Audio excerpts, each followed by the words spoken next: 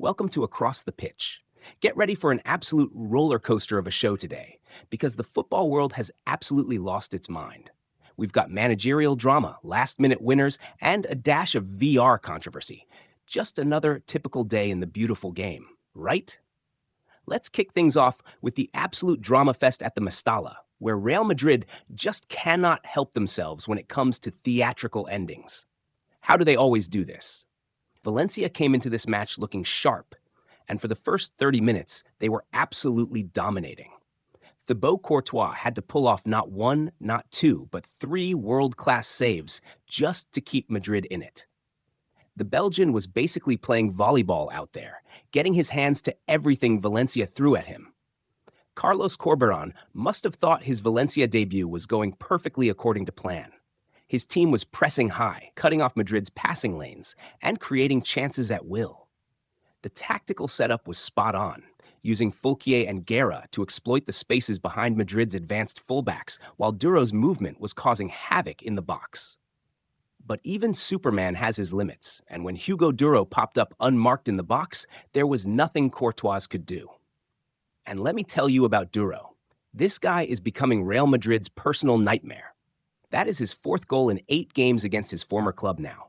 Talk about holding a grudge. And it's not just Real Madrid he loves tormenting. He's got 5 and 6 against Atletico too. The Madrid clubs must be sick of seeing this guy's face. Now, most teams would have crumbled, but Real Madrid? Please. They've practically trademarked the comeback at this point. Carlo Ancelotti's halftime adjustments were crucial, pushing Bellingham higher up the pitch, getting Ceballos more involved in the build-up, and instructing Mbappe to start making those diagonal runs that drive defenders crazy. Although they did try their best to mess it up. First, we got the penalty drama. Mbappe gets brought down, but hands the ball to Bellingham. Now, here's where it gets spicy. Bellingham misses.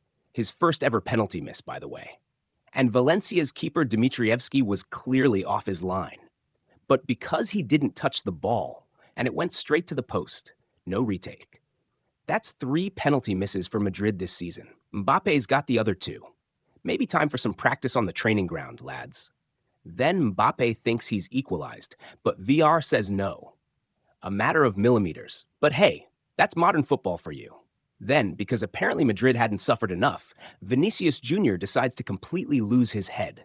Raises his hands to Dmitrievski's face, straight red. No questions asked. But it's his reaction afterward that's the real shocker.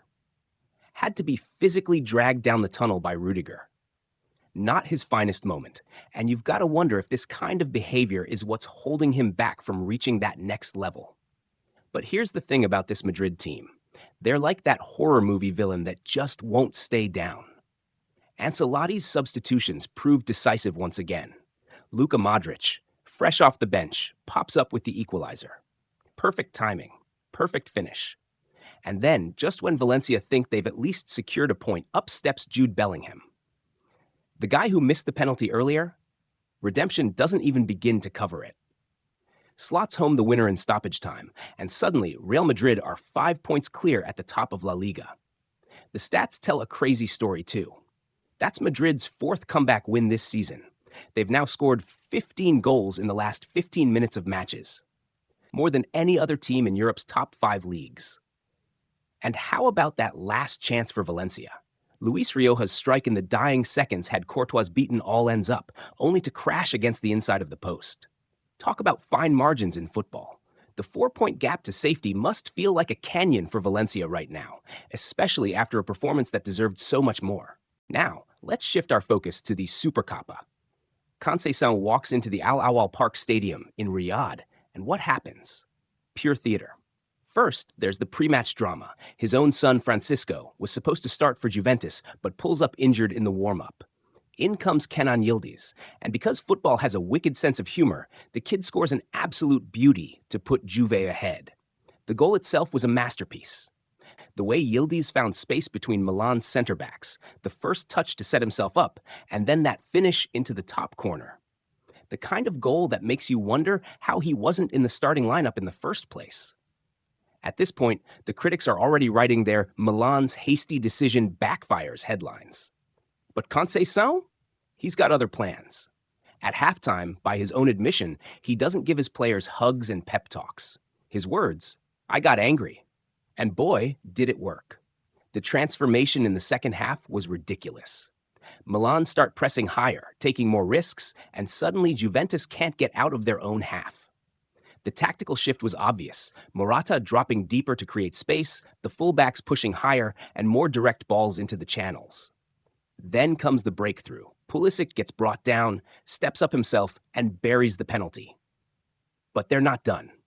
4 minutes later, Musa whips in a cross. It takes a deflection off Gatti, and boom, Milan's in front. The best part? After the game, Conceição comes out and basically says, "Yeah, I'm not here to make friends. I'm here to win." That's the kind of attitude Milan's been missing. Meanwhile, poor Thiago Motta's over in the Juventus camp, throwing his entire team under the bus, talking about how they lack character and can't handle setbacks. This from a team that's only lost twice all season. Though when you look at their record, more draws than wins, maybe he's got a point. But the real story is yet to come, because now we've got ourselves a proper Derby della Madonnina in the Supercoppa final. Inter booked their spot with a commanding win over Atalanta, and what a performance that was. Let's talk about Denzel Dumfries for a second, because what got into this guy? 2 goals from a right back. First, an acrobatic finish that would make an Olympic gymnast proud. Then an absolute rocket off the underside of the crossbar. Inter's defense has been so good lately that their defenders are getting bored and deciding to become strikers instead. And can we talk about how dominant Inter's been? That's 5 straight clean sheets now. They haven't done that since 2007. Simone Inzaghi's got this team playing like a well-oiled machine. The way they press as a unit, how they transition from defense to attack, the rotations in midfield, it's all clicking perfectly. Even when they lose the ball, they're winning it back within seconds. That's 14 goals scored by defenders this season, more than some teams' actual strikers. The only cloud on Inter's horizon? Marcus Thuram's picked up an injury. Felt his adductor tighten up against Atalanta and had to come off at halftime. Not ideal timing when you're about to play in a final, especially considering he's been absolutely crucial to their attack this season. 13 goals and 6 assists in 23 appearances. Those are numbers that'll be hard to replace if he's out. And let's talk about this final, because it's got all the ingredients to be an absolute classic. Inter's going for their 4th straight Supercoppa. No team has ever done that before. They're currently tied with Juventus on 8 titles each, so this would put them out in front as the all-time leaders. The pressure's massive. The tactical battle is going to be fascinating. Inter's got their 3-5-2 system down to a science. The wingbacks push high, Lautaro drops deep to link play, and they've got more passing patterns than a chess grandmaster. But Milan under Conceição? They're already showing they can adapt mid-game. The way they switch things up against Juventus, moving Morata deeper and bringing on Abraham, that's the kind of flexibility that can unsettle even the most organized teams. Both sides are dealing with injury issues. Inter might be without Thuram, Milan's missing Rafael Leao. These aren't just any players. These are the guys who can turn a game on its head in seconds. Plus, they're playing at the Kingdom Arena in Riyadh, not the San Siro.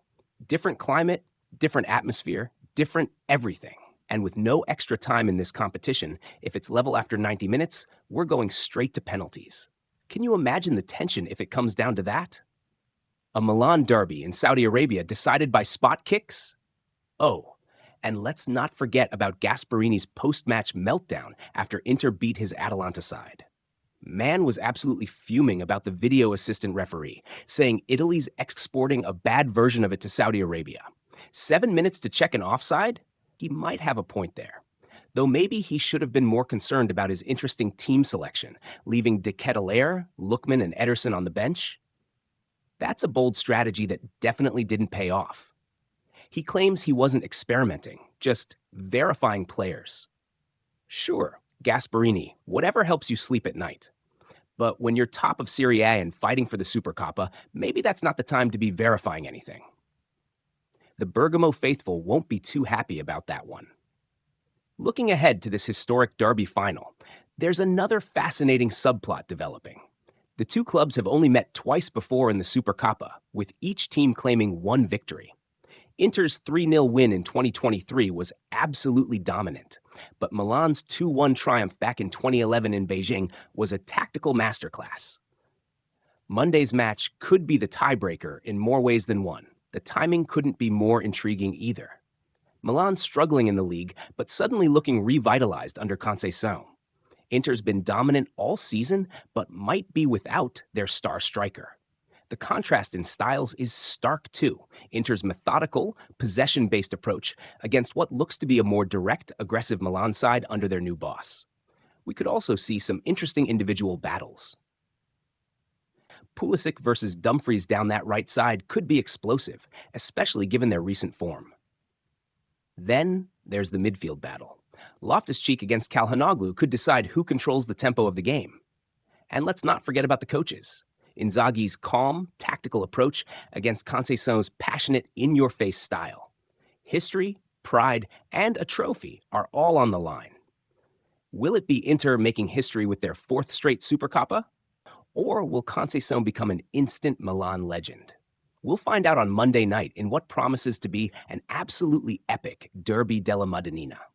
That's all for today's roundup, folks. From Madrid's masterclass in never giving up to Milan's managerial masterstroke to Inter's march toward history, it's been an absolute feast of football. Will the Supercoppa final live up to the hype? Will Conceição's revolution continue? And can Inter make it 4 in a row? We'll be back to break it all down. Across the pitch, over and out.